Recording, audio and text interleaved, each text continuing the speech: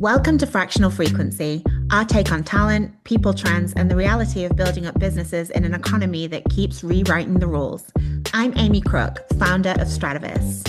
And I'm Erin Totis, Managing Director of Talent Delivery, which basically means I live in the universe of finding the right people to make an impact for our clients fast. Around here, we talk about the real side of HR and talent, what works, what absolutely doesn't, and how to build teams that can carry a business, not drag it down. We'll break down trends, share the behind the scenes of scaling a consultancy from zero, and probably overshare a little because that's where the good lessons live. So whether you're building, hiring, leading, or just trying to keep your company profitable, you're in the right place. This is Fractional Frequency. Let's get to it. Hi, Erin. Oh, did we just talk at the same time? We did. I wasn't sure if you were going first or not. Oh. That's a great intro. A great start. Well, we might as well keep on rolling. We're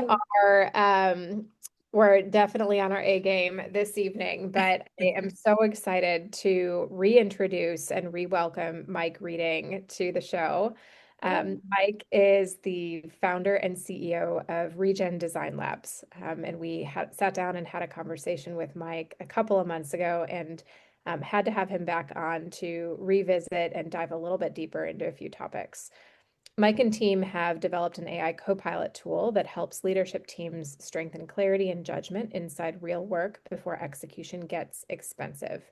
An active member of Founder Labs and cohorts, we are so happy to have him back. Welcome, Mike. Hey, thanks for having me back. Welcome back. It's so good to have you back. And I don't think we've gone a week without talking since we met you the last time. So it's definitely cool to continue following your journey and we're still loving using your tool and super excited to dig a little deeper into this space of AI in the workforce in the year 2026. Me too. When you said we hadn't gone a week without talking to me, I didn't know if that was going to be a good thing or a bad thing. So I'm glad we landed on that one. Good. And let's kick off and talk a little bit about this sort of this evolution that we're seeing and hearing all about, this sort of transition from almost thinking to prompting, if you will. I feel like every time this topic comes up in conversation, there's comments about just the pace of change, and so really excited to pick your brain about that. So, Mike, in recent months, where have you seen AI genuinely improve work quality? Yeah, so I mean, I kind of break down the work stream into four components: input, decision, action, result. And so something I know it gets more nuanced and you could split it up, but where I've seen it really thrive is in those areas of input and of action.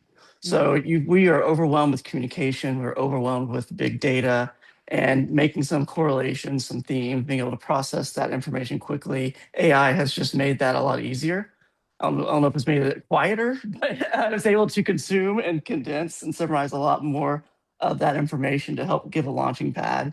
And then in realm of execution, some of those lower level tasks that weren't as complex or kind of something that kickstarts your creative thinking, your strategic planning, it helps kind of take that raw material, piece it together. That's something that you can kind of begin to work and mold, like, clay in that sense. So I've seen it do a lot of great things in those areas, personally, just from what I've seen.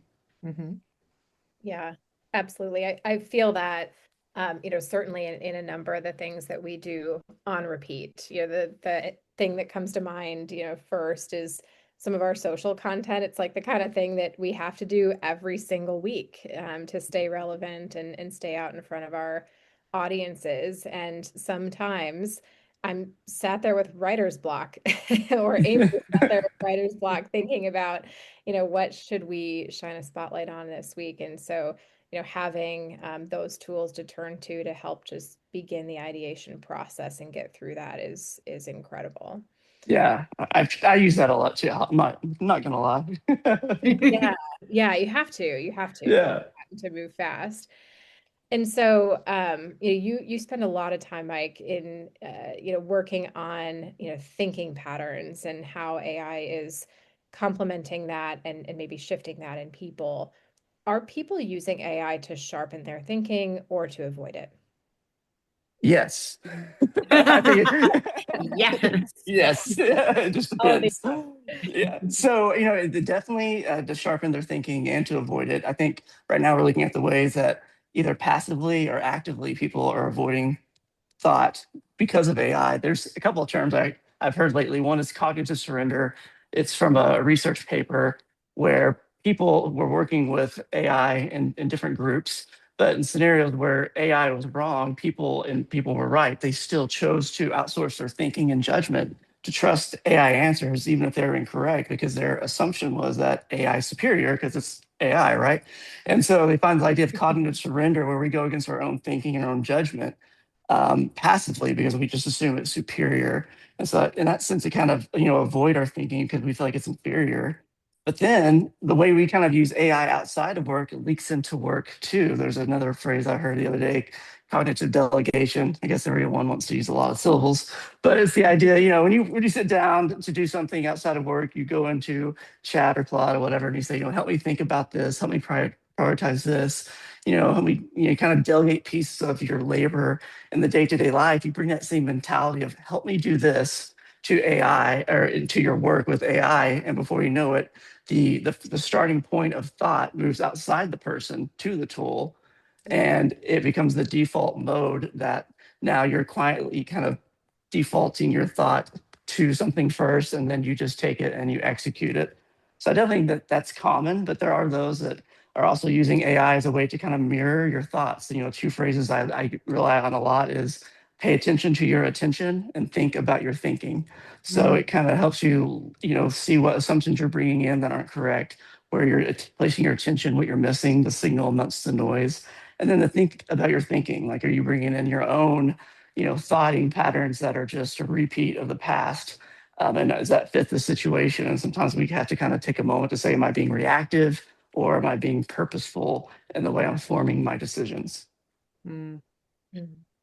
I love the think about your thinking, pay attention to your attention. I think, that's a really great reminder for anyone listening, and it can be digging into these tools and leveraging them for thought and for an assist, I think can be a slippery slope. I've heard a lot of conversation about that just in the market over the last few months, especially. Mike, when you're sort of assessing a situation or assessing a person's thinking, what signals tell you that that person might be relying too heavily on external answers? Hmm. Yeah, that's a good question. I don't know if this is unique to AI or just in general. First of all, I think we've been outsourcing our thinking long before AI came to the scene. I think it just makes it more accessible. But whether it be to top-down structures, kind of performance-driven behaviors that we're supposed to comply, but the idea I look at is when you're like your performance reviews, your weekly one-on-ones, when you're focusing more on activity versus achievement, what I got accomplished versus what impact I had, what outcome was made, and it takes on a form of task management. That's for me, I see as a big indicator, whether AI is used or not, where you've kind of outsourced your thinking and you're just purely, kind of the caricature of high performance where you're optimized and efficient. You don't know what you're doing, but you've done a lot of it. And so when you come to the table with, here's all that I've done activity wise, and you don't really know what that's achieved in terms of business effectiveness and outcomes, then you've outsourced your thought to anything along the way, whether it be AI or something else. So in general, that's the thing I pay attention to when listening to people talk about the work they do. Yeah, that's a good call out. Yeah, You I think that's an interesting, an interesting point that that's been happening long before AI. I think I've certainly been in conversations where maybe starting, I'd say probably like 5, 6 years ago, even where the theme started to shift away from activity to impact, Yeah. um, and activity to productivity, and starting to get really clear about the delineation between those things. So that makes a lot of sense. yeah. Mike, your background is in adult learning, and I'm sort of curious for you to peel back another related topic for us a little bit. Can you talk a little bit about judgment? How does judgment develop, and where can that process be interrupted at critical points? Mm. Yeah. Okay. So I'll have to nerd out on you for a little bit here. It's So over it. I'm a big fan of developmental psychology. It is a thing. But Carol Dweck, anyway, but so they would talk about, the unique capacities that humans have, that people have for, to actualize our potential in a system to make, our ideas into action are really three capacities. It's scope of consideration, locus of control, and personal agency. So when you get to scope of consideration, is you want to look at, is it this external scope of not just self, not just ego, not just your own individual or group achievement, but self and system. You're aware of how your actions impact the larger system you're a part of and working in. And so when you're making decisions, you're able to have this external scope beyond just your momentary task. The next is the internal locus of control, where you don't believe that things are outside of your control, outside of your power, but you do have a say, you do have the ability to move and to judge and to make calls, to make decisions that matter, and that you have what it takes, that you're enough. And then last is personal agency, that actual freedom to shape the work around what you need it to look to make the outcome be achieved versus kind of being a slave to the process that becomes kind of a cold procedure. So when we talk about what makes the qualities and capacities that make judgment possible, it is people looking at a problem, being able to exercise this external scope of consideration outside of their own little task, this internal locus of control where they feel empowered and have the capacity and have what it takes to meet that moment with their own clarity and judgment. And then the personal agency to make the moves and shape the work and the processes to get that outcome achieved and that result finished. And And what how interrupts the process would be the inverse of that, where you're outsourcing your locus control like to AI, and your scope of consideration kind of shrinks into just what this tool tells me. And personal agency too, it just sits to where like, okay, this thing executes for me. So all of a sudden you're powerless, thoughtless, and scopeless in the work that you do. yeah. But I think there's also, as I'm listening to that, there's so much opportunity for AI tools to play a supportive role, particularly in helping to expand your scope of influence and understanding as you consider a problem. Yes? Absolutely, yeah, and that's something that I really focused on. Not that it's about my tool per se, but that's where I wanted it to really do, is to expand and really mirror back, mirrors on capacity and context, to where it really does help one see their own scope of consideration, locus of control, and personal agency, and how do you exercise that with stakeholders and the value you're creating, and the quality of thought and decision making you're bringing to a moment. So it kind of empowers you to realize that you have the capacity, and your context is its own sort of living curriculum, and that it has everything you need for the answer in that moment. It's not going to be in a best list out there on LinkedIn feed somewhere. It's actually going to be found in the moment if you can just pay attention to your attention and think about your thinking long enough, just to find it. Yeah, I think so. It's such good thoughts that, I mean, it's like this tool comes along and everyone forgets that all the experience and the journeys that they've been on to get the knowledge, to get into the position that they're in, and they just trust something that's spat out at them. And it's really clear to see in spaces that are like, legal or policy or anything like that, because it makes mistakes all the time. And so, yes, it's easier to not to wear a mistake that's like creatively balanced, but you need to put the information into context. It's not going to do that for you yet. Yes, right. Probably soon, but not now. No, I'm joking. And that kind of leads me to a question actually, is like, where does AI act as your thinking partner versus like replacing even like a leadership role? So I think that's a good question. I'll let Aaron take that one first. No, no, where it becomes like a replacement versus a leadership role. I mean, I think that's where you do begin to kind of plug and play. I prompt, it gives an answer, and then I execute it. And I think that the threat is not in the tool itself. Quite frankly, I think, and I may change my mind later, but I think so lots of times it's in the culture in which you're working, that is Mm, speed and optimization are the ultimate status symbols and things that are celebrated and things that are financially rewarded, then you don't have time to think. You just are reacting. And so the faster you make decisions, there's this false idea of, fast decisions fail forward. It's not really. Usually it's fast decisions scale quickly and then, oh shit, it Yeah, costs a lot of yeah, money to fix. And so I think it is really not even, it's less about the tool itself and your relationship with the tool and the permissions you have around you to expand your thinking that drives it more. Because this false sense of urgency that I think we sometimes have created, and it's not because it's that things change so fast. I mean, they do, but also I think we're just all about we're about data, data, data, speed, speed, speed, and yeah, those kind of force us into this false sense of it's overly complex, and maybe sometimes we've kind of created our own prison doing yeah. that.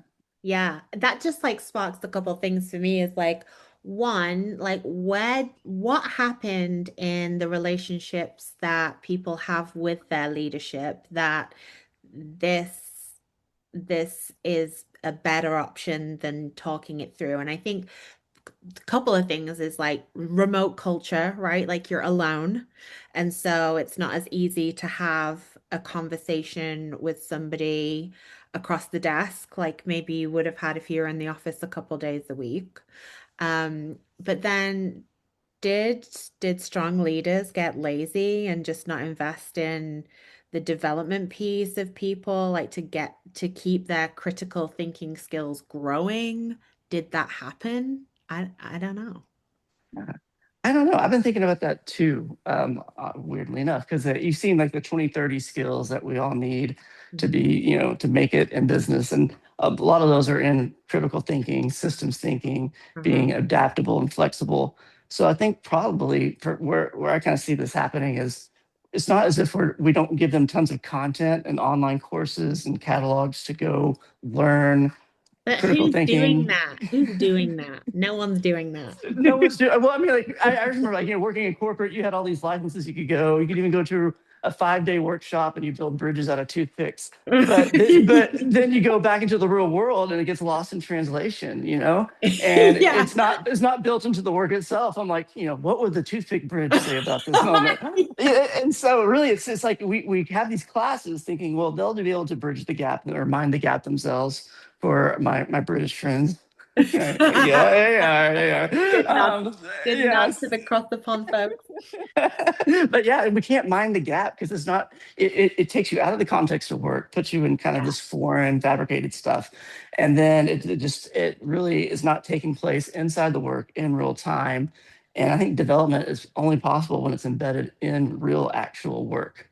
It just, I'm having such horror flashbacks of so many like team building offsite days of like the plank of wood and you've only got two buckets and you've got to get across the I'm like, that's never come up, like No, not yet. of all the problems I've been tasked to solve, never has been getting across a field with a plank of wood and two buckets been one of them. So yeah, Well, you need to go down definitely. to Arkansas then. Yeah. Yeah, we don't do it like that in Chicago. Yeah, I mean, it's an interesting thought. Like, obviously, people are leaning into it, which makes sense. It is helpful. I use it all day, every day.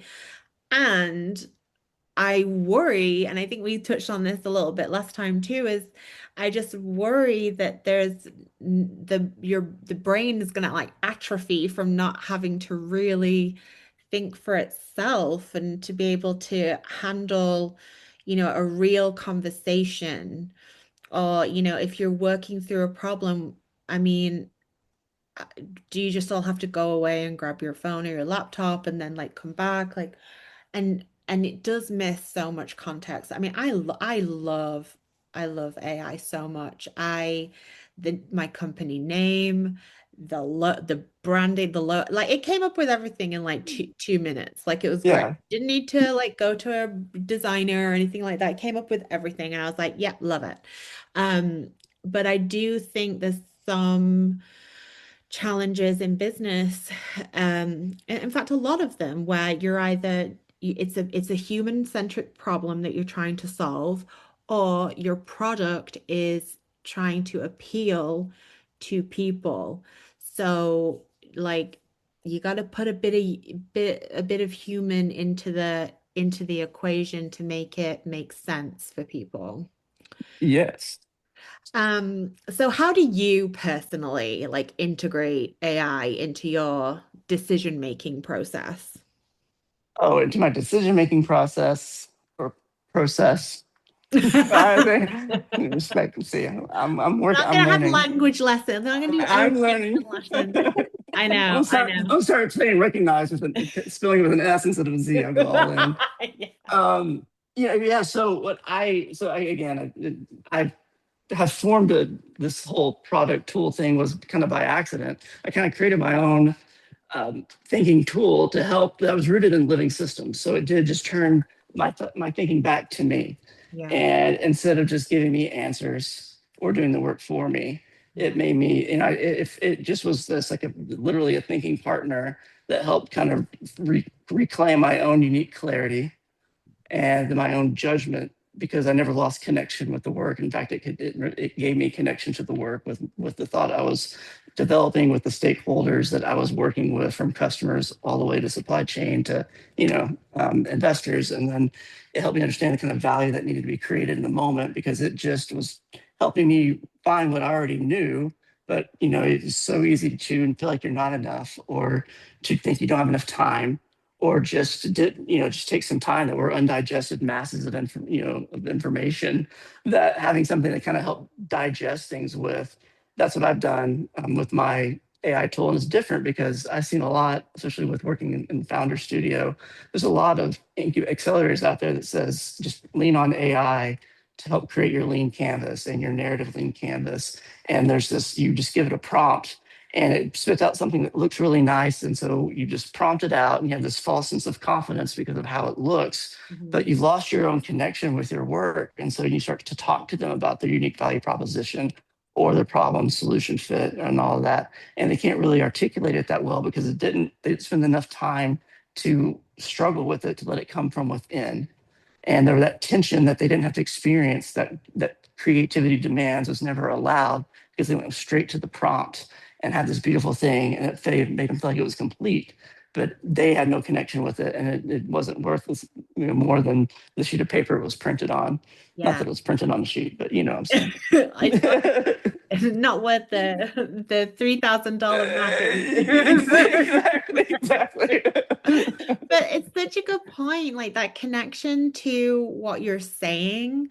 It reminds me, there was one time earlier in my career, I had to do a presentation for the senior leadership team.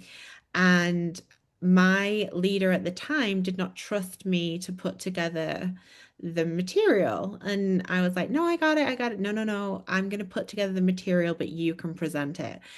That was probably the hardest thing that I have ever had to do is take somebody else's words and somebody else's um point of view and try and repackage it as my own.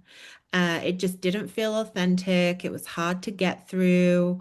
I mean, then the difference between like that particular scenario and AI is that, the more you use your tool of choice, the more it does get to know you, your voice, and how, and a little bit about how you think. But your tool takes it like to the next level because it's not trying to mimic you.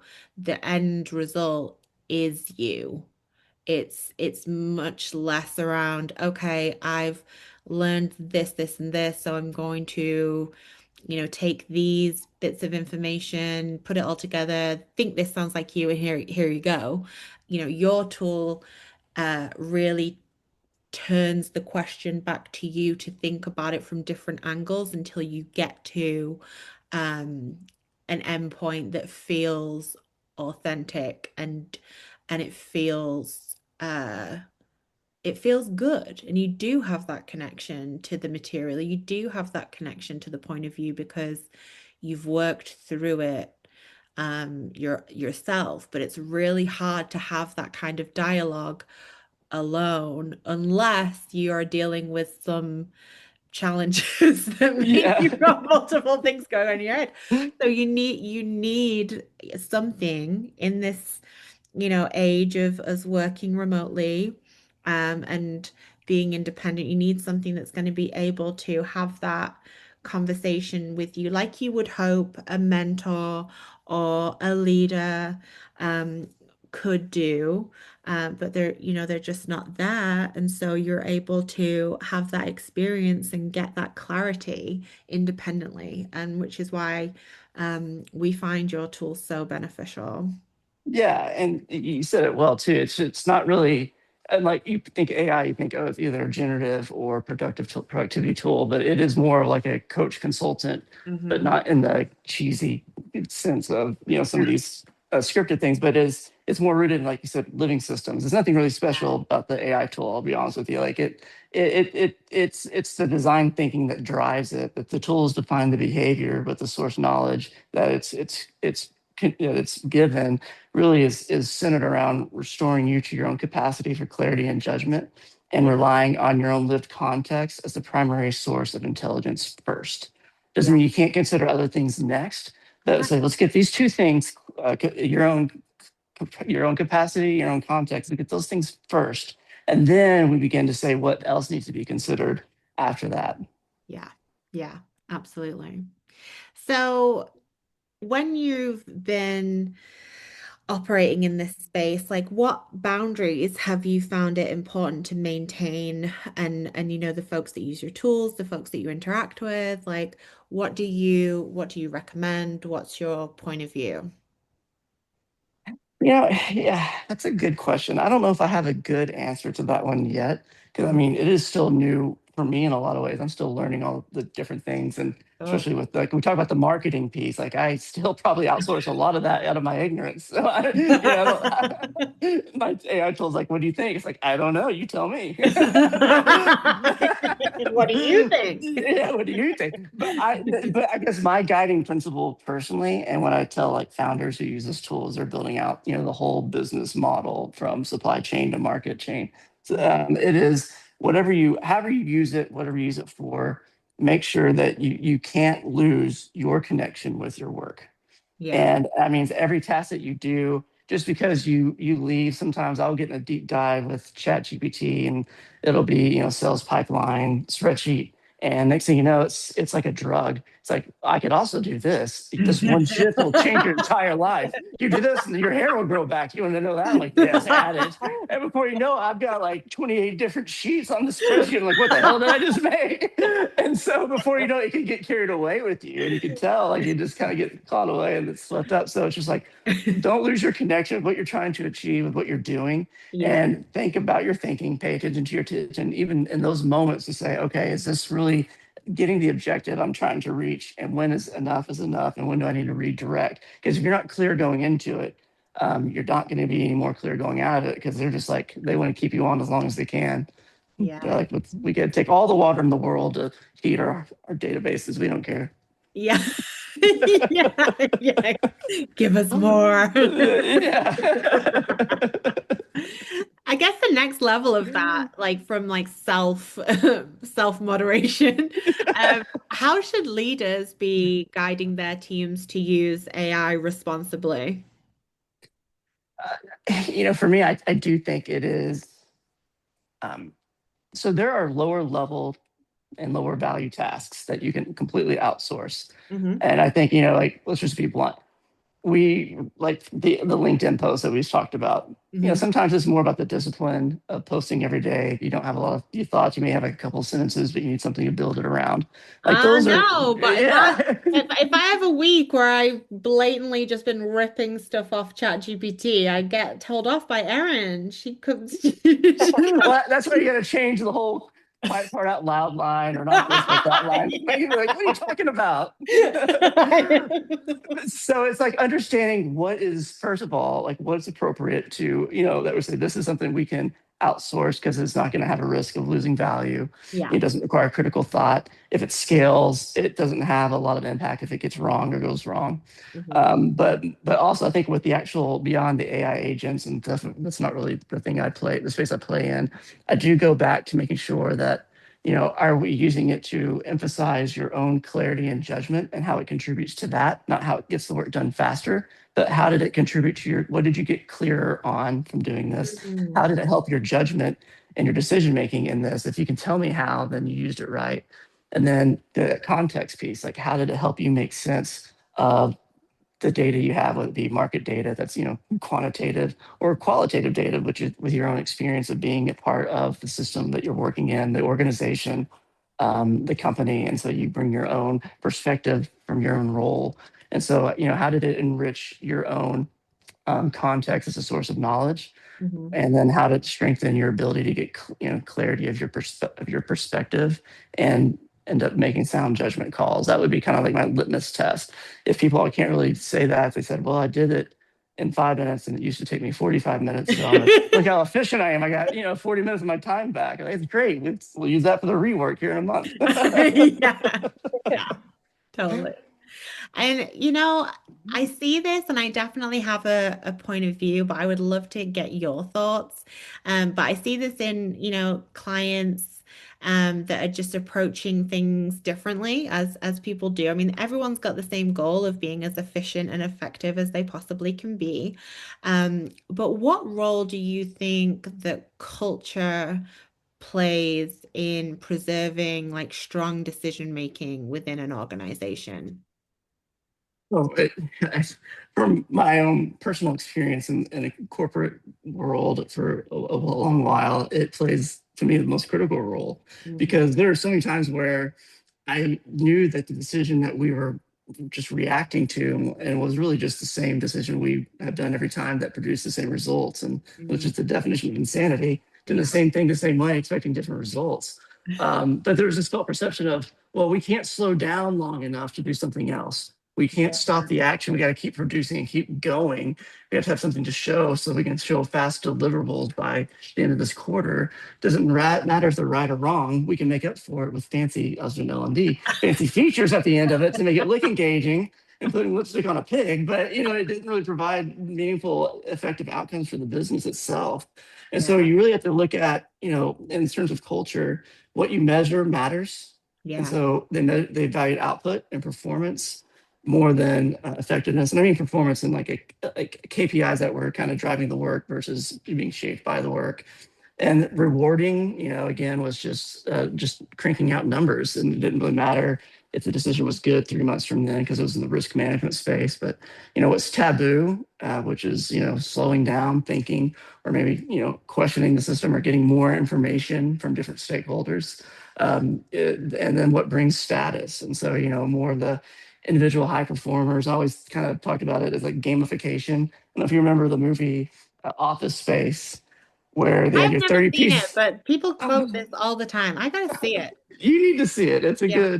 It's a good depressing movie about work. But this idea, like this, all the TGI Fridays, they have these 30 pieces of flair. And you had to wear at least 8 pieces for this waitress, and said, no, you need to wear, this guy wears 30 pieces of flair. You could even wear more. But this idea of, we dress our work as like just kind of this waste stream of activity versus achievement, but if we put a lot Yeah. of flair onto it, it looks Yeah. fancy, it looks nice. Like you throw a Simon Sinek quote into a workshop, and people are like, "Oh, that feels really nice." I don't know Yeah. how I'm going to do that or translate into my work, but man, that felt good. And so it's like we don't have really good, outcomes to deliver them, but we sure make it feel good and make it a pleasant experience. And Yeah. so that kind of stuff was more like rewarded than stepping back and saying, okay, but how did it translate into actual behavior change or organizational effectiveness? Literally, the idea in our group was, well, that's impossible to measure. And really, it was not impossible. We just didn't start there. We started Yeah. with how to make it pleasing. We didn't taught to start with how to make it effective. There wasn't Yeah. time for that. This was the Yeah. idea. Yeah, I'm It's so rambling, but true. yeah.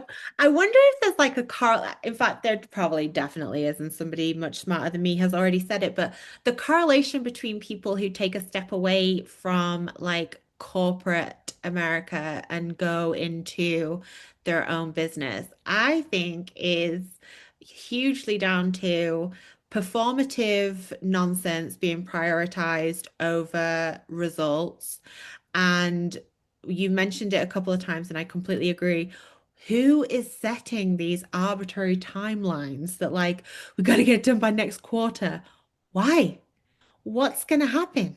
Like, Yeah. what is the world gonna come to an end? Like, what, like depending, pick your company of choice, but like, I've never been, in a position where I've had someone's like life in my hands. So I'm pretty sure it could have been pushed out. But the worst thing about it is, I'm not going to start ranting, Erin. Don't worry. I'm just going to say this one thing. No, The you should rant. Let's do it. the, the worst thing about it is that it's rush, rush, rush. You got to get this done. We need it right now. And then maybe a month later, oh, we deprioritize that. What? Yes, yes. And you don't pick it up again for another like 8 months. Yeah. Like, I gotta get off this hamster wheel. It makes no sense. Like, I'm all about making things better. I'm all about, creating great experiences for people. I'm all about creating efficiencies, driving businesses to achieve their goals. I love partnering with business leaders to understand what their vision is strategically and to help them execute against that. What I don't love is spending a week out of the quarter writing OKRs that no one cares about and that don't mean anything. Right. And it's just it's sad. It's sad. Okay, rant over, but I agree. Like, I love that line. In fact, I just jotted it down. Um, what you can measure matters. It does. It does. If you can, I hate this phrase because I hear it way too much, but if you can like move the needle on something, like you've made an impact. If you can push something forward in a better direction, you've made an impact on that Yeah. piece. And I think too that, the gift of AI should be with its ability to process information faster for us and Yeah. execute some tasks faster for us. We should now have the time to make right decisions versus reactive decisions. Yes. And I think that's if we use AI just to do the same thing faster, because there's this false sense of urgency and speed, even greater now. Like we can just basically scale the wrong thing instead of realizing that it gives us back the gift of time and what it looks like to be human at work again gets to be redefined, and it's more about our perspective and our judgment, the living part, the HI, the human intelligent piece of it that we get to reclaim about what is it that I can bring that AI can't do. Yeah. And that sense of what before that insignificance creeps in, it's reclaiming that sense of this is what I bring to the table, versus what anything else can do. And we've definitely turned a corner when you hear people talking about it now. It's less so about, okay, the goal is that we eliminate all the jobs and that we do things, everything AI. Like, we don't need people anymore. People like I don't people are too slow. It is more the ability to think critically has become more valuable in in the in this like AI augmented world that we live in. I just I wonder how long it's going to take to find the right balance. Um, and because I don't think we're close right now. Yeah. We got a ways to go, and I wonder what it will take to keep that balance steady and in the right way. I don't know. I'm curious about your perspective. People say it's valuable, but you still see companies um, doing the same interesting things with timelines and how they prioritize the measure of success of like even AI adoption itself, measuring how long somebody spent on ChatGPT. I mean, what does that tell you? I, I don't know. Yeah. It becomes another busy metric where you have to clock, like you're clocking in and out of AI now. And Yeah. Yeah.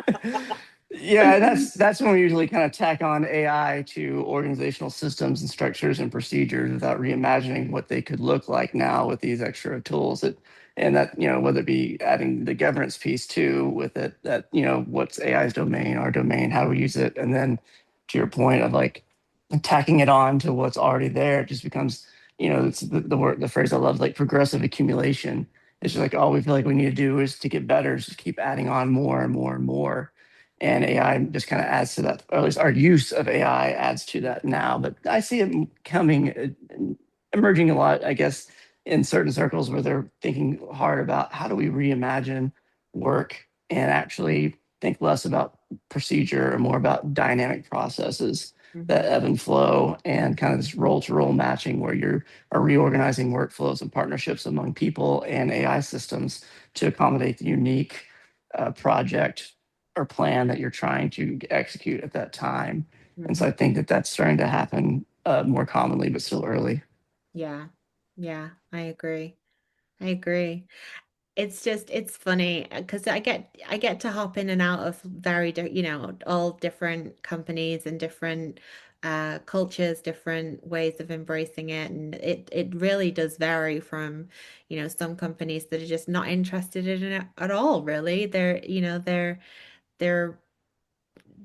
maybe a more longer standing company that does something service oriented, and they're just, they're happy with the way they do things. And that's, they're probably not going to be, breaking $1 billion or, doing anything that changes the world, but they're doing work and they're fine. And then the other end of the scale is like everything has to run through a tool that's AI adjacent to the point that it's like, wait, this process seems to take longer now that we've implemented this tool over it. Like, is this what we were going for? Like, Yeah. like Yeah. I confused. Yeah, it's like there's a difference between AI adoption and AI maturity or maturation. That's always a weird word to say out loud to me. But like like we celebrate how much we have adopted AI into our work, but we don't talk about how that's matured our work or how we've matured our use of AI in our work. We just Yeah. want to increase the adoption rates across the scope of it all. Yeah, and I personally don't think you should measure AI adoption, utilization at all. Measure the outputs. Measure, you have a function that is responsible for X workload. Like, what efficiencies have they been able to build into their processes using AI, of course, but don't put the prize on just implementing a tool. Put the prize on the results. Like Yes. that's what makes sense to me. Okay, right. Erin, are you still there, Erin? Yeah, I'm just been reflecting, and I think I swing back and forth between this sort of the worry about what the future could be and a lot of hope for what the future can be. And I'm particularly struck, Mike, by the part of the conversation earlier where we were discussing this transition to a less human feeling Yeah. and less connected feeling world at work has been happening for a long time. And I'll digress into a quick just example that rushed into my mind as you all were talking about that. I was working for a leader once that was very results and pace oriented, and introduced this concept of an S-bar communication framework. Mike, are you familiar with it? No. Well, So wait. You about the chart or the graph? The S yeah, curve. there's probably some sort of a graph that goes with that. I Okay. wasn't paying attention when it was introduced because I think Yeah. um, Well, then I'll just say no. I'm not, Aaron. Go on. well, so what it is, I just Googled it, situation background assessment recommendation. And it was introduced under this pretense of, I don't have time for sitting down and problem solving with any of you people. And so what you Ooh. need to do is sit down with this worksheet, which is this communication framework, and fill it out. And only after you've filled it out and worked through these reflection questions can you come to me and have a conversation about it. And I remember sitting in that quote unquote workshop and going, I'm not doing this. ridiculous. If you don't want me to come to you, I just won't come to you. But I think about just the application of tools like yours and not only being able to support people through their thinking structures, but creating efficiencies that then in turn create more time for people to hopefully behave in a more human and connected way at work. Yeah. Well, first, I want to know that worksheet because I want to give it to my 4 kids and say, before you come to me and tell on your siblings, fill this out. And then that will lose their interest right there because they don't have a work ethic. But love you guys. No.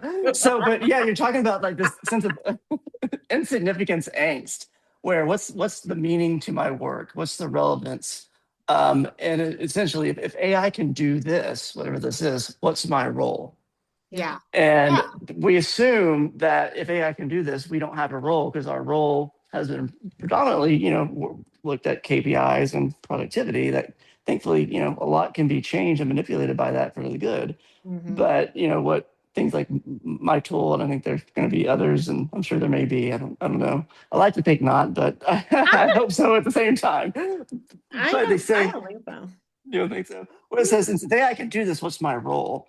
And that is really, I think, with this really the design thinking that is embedded in this tool helps you recover that what's my role for this unique time, this unique place, and this unique set of circumstances. And Yeah. for us to find that unique role for time, place, and circumstance, we have to renew, which regenerative design thinking is the RDT, which is to renew, bring back to life our ways of thinking and working for each new moment that we find ourselves in. And so I think that's the question that we should have been asking a lot longer before AI emerges. What's my role in this since things have changed? Because Yeah. things change where Yeah. we work with people. People are living systems. We're all in things. So I think it's finally maybe hopefully forcing us to ask these questions that we should have been asking for a while. But I think this, what the tool helps us do now more than ever with that insignificance angst, helps us reclaim our own role in whatever process that we're in, whatever moment we're in with our stakeholders, whatever value we're trying to create. It helps you feel empowered again with that. I love What a that. And then, beautiful way to wrap up the conversation. yes, yes. I think there's so much hope and excitement around that perspective, Mike. So thank you Yeah. so much for sharing it with us today. We're definitely looking forward to continuing to follow the evolution of your company, of your tool, and just can't wait to see how you and your team take off here.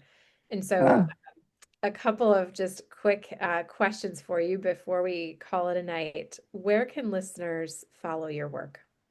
Yes, so you can go to regendesignlabs.com as a website. You can just do a start here form and we can get connected directly through that. And from there, we can do, if you're interested in the tool itself, I'm excited about the 60-day pilot lab where you actually get to take a cross-functional set of team between 8 and 15 leaders across your organization, and you get to apply this tool to develop work intelligence, which is really about paying attention to your attention and thinking about your thinking as it ties to actual decision making quality improvements and stakeholder mindset to deepen the value for everyone. And then really, yeah, the kind of value creation paradigms out there of beyond just that one-off transactional quick win we go for, like how do we protect value and so on and so forth. So it allows you to, like a 2 months of just experimenting with this tool to help learn more about yourself and your company and some strategic next moves.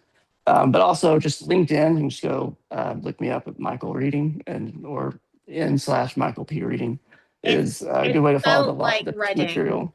It's spelled It, like Reading. yeah, you know what my idea is, because we are English, I think it probably was Reading, and then somewhere along the way we got too American. We're like, that looks like reading, so we just went with it. Probably. We'll Probably. also share some information on the Strativus page about that too. It's a great opportunity. We are very comfortable in LLMs and we get the same kind of quick responses that you need for, something that's like, okay, what is the answer to this? Or how many zeros are in a million? Just kidding. But like but Mike's tool will help you think through your own thoughts and help you discern what you're really trying to get to in a way that will make you feel really good and really connected to the end result. So we'll definitely share information on that.